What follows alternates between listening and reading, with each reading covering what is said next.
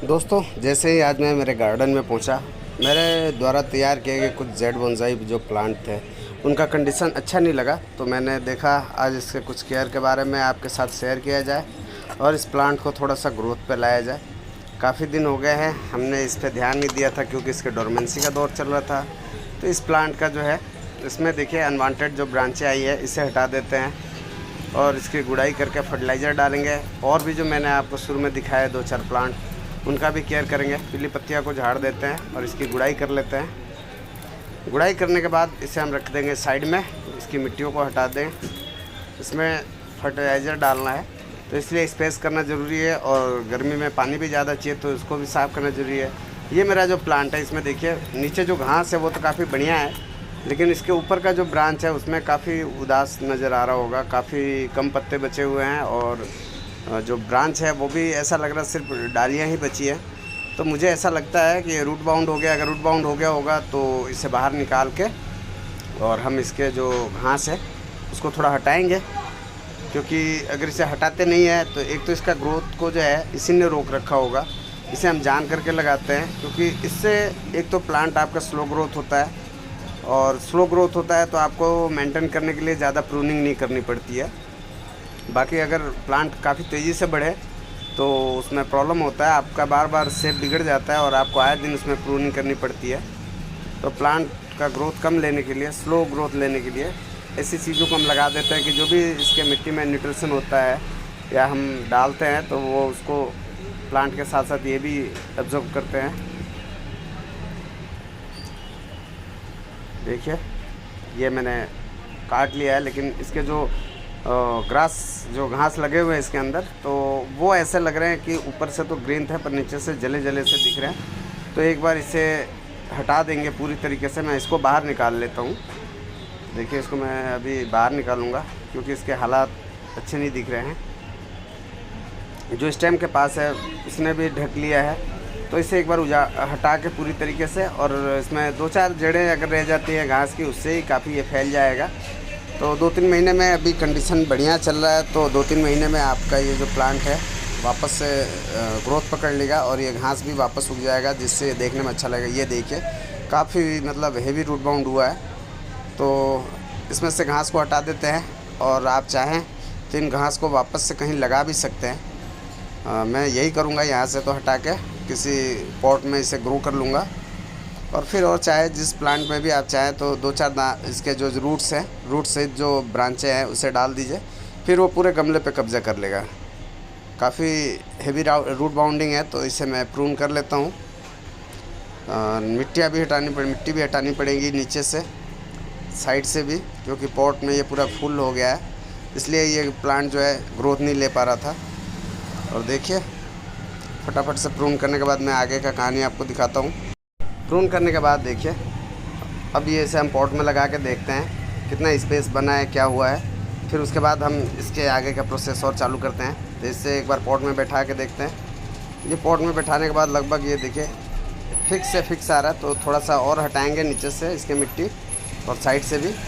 तो ये समझ लीजिए कि 30% हमने इसमें के जो सॉयल है उसको रिमूव कर दिया है, और नीचे से भी थोड़ा सा हटाएंगे क्योंकि रूट जो है नीचे से भी बाउंड हुआ है। और फिर न्यू सॉयल देंगे तो ये वापस से ग्रोथ में आ जाएगा, इसमें पत्तियां और ब्रांचें वापस भर जाएंगी। तो घास लगाना सुंदर तो दिखता है पर थोड़ा सा प्रॉब्लम कर देता है काफ़ी लंबे टाइम के बाद। जब ये पूरा फुल भर जाता है तो आपके प्लांट में प्रॉब्लम करने लगता है। इसे अभी मैं हटा देता हूँ और इसमें सॉइल तैयार करूँगा, जिसमें मैं फर्टिलाइज़र मिक्स करके और इसी सॉइल को यूज़ कर लूँगा क्योंकि सॉइल ख़राब नहीं हुआ है। इस वाले बोनसाई में देखिए इसमें जो है तुलसी जी के पौधे उगाए हैं और इसमें मैंने मॉस लगा रखा था जो गर्मी से अब जलने लगा है। तो इससे कोई दिक्कत नहीं है, मॉस तो अभी फ़िलहाल जल जाएगा, लेकिन जैसे ही बरसात आएगा ये मॉस वापस ज़िंदा हो जाते हैं, क्योंकि हम जो है पानी इसमें सूखने नहीं दे रहे। तो प्लांट की जो रूट्स हैं वो ख़त्म नहीं होता है, मॉस की जो रूट है वो ख़त्म नहीं होगा। पर जैसे ही बरसात आएगा ये मॉस वापस ज़िंदा हो गए और ये काफ़ी ग्रीन हो जाएंगे। जब ये बरसात का अगर आपको इसका वीडियो देखना हो तो कमेंट्स में बताएंगे, मैं वो वीडियो भी शेयर करूँगा कि कैसा दिखता है मॉस ग्रास लगाने के बाद।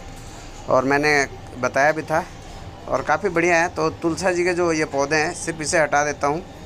और प्लांट में देखिए ये काफ़ी ग्रीन है, तो इसका मतलब ये रूट बाउंड नहीं हुआ, तो इसे अभी मैं उखाड़ूंगा भी नहीं।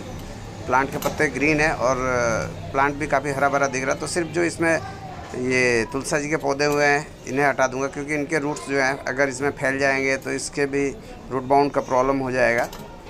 तो जो बड़े बड़े प्लांट हैं, कुछ जो चौलाई के साग वाग उगे हुए हैं, इन्हें हटा देता हूँ। ये उगने के कारण होते हैं या तो आपके यहाँ तुलसी जी के पौधे ज़्यादा हैं तो उग जाते हैं, या फिर ये चौलाई के साग जो है ये आप वर्मी कंपोस्ट करते हैं डालते हैं तो उससे इसमें बहुत सारे जो खरपतवार हैं वो उगता है।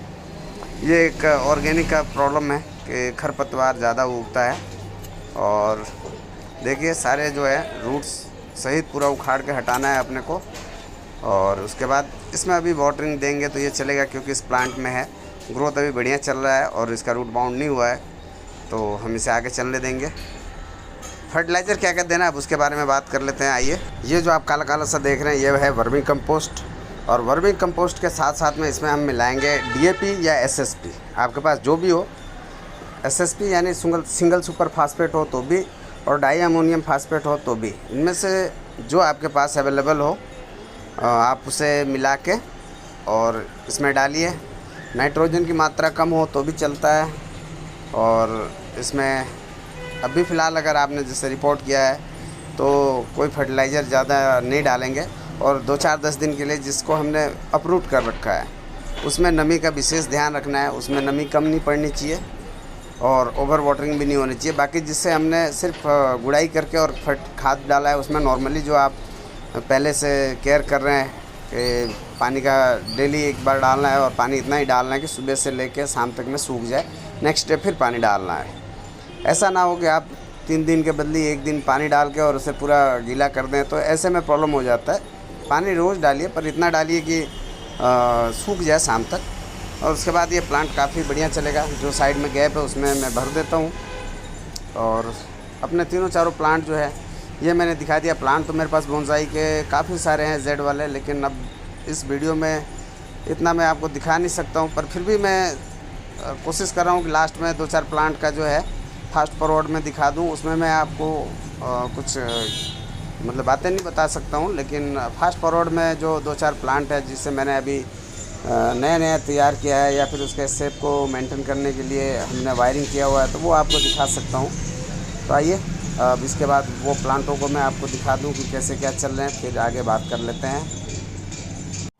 ये वाला देखिए, इसमें भी मैंने ये घास लगा रखा है, पर इसकी हल्की गुड़ाई करके और इसे फर्टिलाइज़र देके हटा देंगे। इसमें कुछ ज़्यादा विशेष मेरे को काम नहीं करना, क्योंकि इसके घास को भी हटाऊंगा नहीं। प्लांट अभी छोटा है और प्रोसेस में है ये, तो इससे भी मैं आगे ऐसे ही तैयार कर लेता हूँ। ये जो प्लांट है इसे मैं लंबा सा और ये जो है साइड ब्रांचों के साथ तैयार कर रहा हूँ। अभी भी इसमें जो रूट्स है कुछ ज़्यादा पुराना नहीं है प्लांट अपना, तो इसलिए रूट्स जो है हल्के रूट्स हैं। अभी इसमें मैच्योर रूट्स नहीं आए हैं। जब मैच्योर रूट आ जाएगा तो फिर हम इसे सेलो पॉट में लगा देंगे। उससे जैसे जैसे फिर हम वाटरिंग करेंगे मैच्योर रूट्स बाहर नज़र आने लग जाएंगे, और उसके बाद आपका जो ये प्लांट है काफ़ी आगे चलने लग जाएगा। कुछ जो इसमें ब्रांचें बिना शेप में जा रही हैं वो तैयार हो रहा है। और देखिए हमने जो ये तैयार किया है आपके सामने ही है ये प्लांट। इसमें ज़्यादा कुछ मेंटेन करने जैसा बात नहीं है, क्योंकि थोड़े दिन पहले ही मैंने आपके साथ वीडियो शेयर किया था। उसमें मैंने इसकी प्रूनिंग और फर्टिलाइज़र का काम किया था, तो आपको दिखाने के लिए ये प्लांट मैं ले आया। नेक्स्ट जो प्लांट है ये देखिए राउंड शेप में ये तैयार हो रहा है। इसके जो ब्रांचें थोड़ी सी शेप से बाहर जा रही हैं उन्हें काट दूँगा। और प्लांट ज़्यादा बड़ा नहीं है तो इसमें अभी कुछ फर्टिलाइज़र का ज़रूरत नहीं है। अगर आपको ऐसे प्लांट हो और उसमें ग्रोथ लेना हो तो जो मैंने आपको बताया वर्मी कंपोस्ट और DAP या सिंगल सुपर फास्फेट वो मिला दीजिए, वो चल जाएगा। ये वाला जो प्लांट है मम्मी बोनसाई की तरह है, काफ़ी छोटा सा है ये। आपको ये टोटल प्लांट 3 से 4 इंच में दिखेगा और काफ़ी घना और घुसी है। ऐसा अगर आप इसे दूर से देखते हैं तो ऐसा लगेगा जैसे ये कोई बड़ा सा प्लांट हो और हम काफ़ी दूर से देख रहे हैं। तो इस प्लांट में अभी फ़िलहाल तैयारी चल रही है, काफ़ी सारी ब्रांचें आने की तैयारी है, लेकिन जो ब्रांच अंदर की साइड है सिर्फ उससे काटेंगे, बाहर की साइड वाली ब्रांचों को।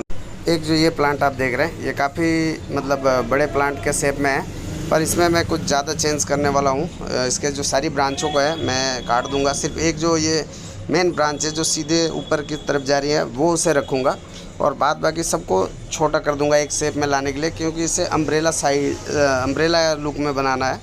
तो ऐसा बनेगा कि साइड की ब्रांचें जो हैं वो फैली हुई होंगी और एक जो ब्रांच ऊपर टॉप पे है वो सबसे ऊंची होगी और फिर वहाँ से ऐसा लगेगा ढलान सा छाता की तरह। तो ऐसा बनाऊंगा। तो इसकी सारी ब्रांचों को मैं कट कर देता हूँ नीचे वाली, और ऊपर वाली जो मेन ब्रांच है उसे छोड़ देंगे। बाद बाकी और सबको काट के एक शेप में मेंटेन कर देंगे।